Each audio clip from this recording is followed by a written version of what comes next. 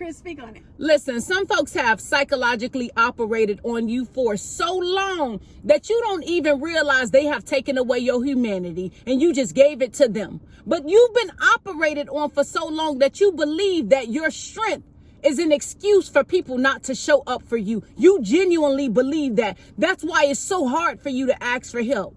You know, I'm a strong person. I just don't want to bother nobody with my stuff. Why? Why? Because you done showed up for everybody else in the seasons of their life when they lost a loved one or when they were faced with whatever issues they were faced with, because we are human and life happens to us day after day, week after week. But a lot of times people who don't like to deal with nothing, what they do is try to flatter you and say, you're the strongest person I've ever known. You know what I admire most about you is that you don't ask for anything. You just always seem to find your way out. And that gives them a way out from showing up for you. And this is mind blowing for a lot of you, but this resonates with you, okay? It could be for your children who you've showed up their entire life, every season of their life, from marriage to nearing divorce to everything else in their life. You showed up for them, but now you're in the season. Well, mama or daddy just ain't as strong in this area. Daddy, you never asked for anything. You like the strong, you know, everything gonna be okay. This is what it is, right? No, but the actions don't show that you love me. That passion is not shown now that I'm going through. This is why I serve God, because God loved me so much that he sent his only begotten son to give his life as a ransom and buy me back in blood. I love that. That passion is shown every day that I wake up. Even when I'm going through, God can send a word through somebody to comfort me. You're mindful of me, God. Lord, when I don't even ask you, do this for me. So the people that I've served in my life, when you can't reciprocate that back to me, this is a problem. And I want you to understand that you're not less than human when you shed a tear. You got to get that stuff out. This is why people want to commit suicide. People can be 60 years old. They can be 70 years old and no longer want to live and reach for pill bottles. Do you hear what I'm saying? So these people that are even the matriarchs in your family that cover up with joy, although inside they are just dying and wasting from within. And the people around them so self-indulged that you don't really see them. I don't care if a person's showing me a smile on their face. I go to God about the people I love. God, if anybody in my life that needs me to show up for them, even beyond the words that they speak when they say, I'm okay, but I can feel from spirit to spirit, you not all right. You not all right. You telling me you okay. And sometimes I may not always have the knowledge of what to do, but when you love somebody, you go to God about them. God, my husband, he's never needed me this way in his life. I don't want to give up and say you just the strongest person. Strengthen me so I can strengthen him. Show me what to do. Tell me the ways. Give me a meal to cook. Help me, God. This man is so worthy of that. My mother's so worthy of this. My mother-in-law's so worthy of this. Show me, God, for my child who never asks for anything, but he or she just seems so burdened down lately. Help me, God. Not that they so strong, and the child that's always weeping wonder is that you show up for them, but neglect the one who been strong their whole life.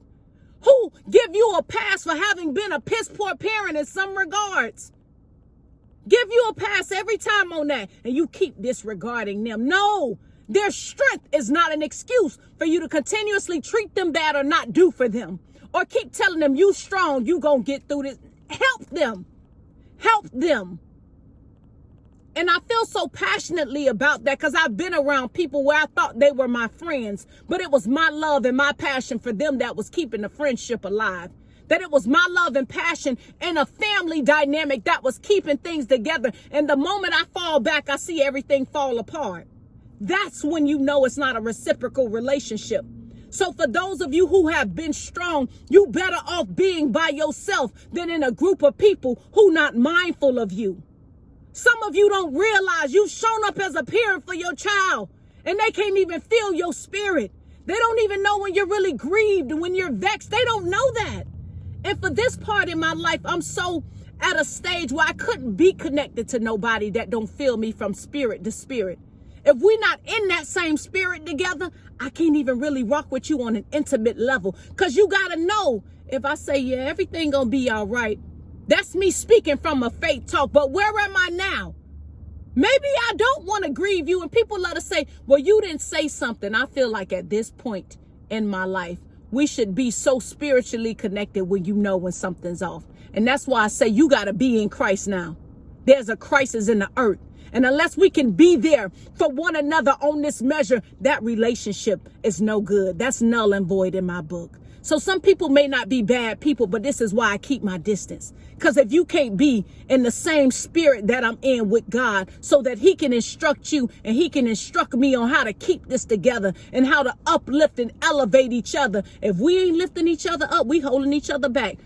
We out of here. I can't do nothing with this. So for those of you who are in a space when you felt a lot, not like yourself lately, and it seems as if you're more grieved because the people you showed up for, when you had the money in the bank and you paid rent and you did this stuff, but now you're a little short on things and they don't even realize.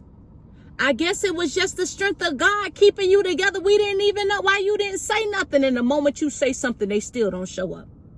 I've had it happen to me. So just know your strength is not an excuse for people to not show up for you.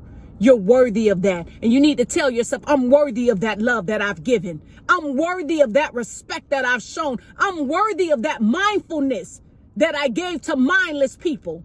I'm worthy. And when you see yourself as worthy enough, you'll start isolating and getting into the dynamic that God will have you to be in so he can clear space out and bring the people that's truly meant for you in your life. Love you much. Mwah.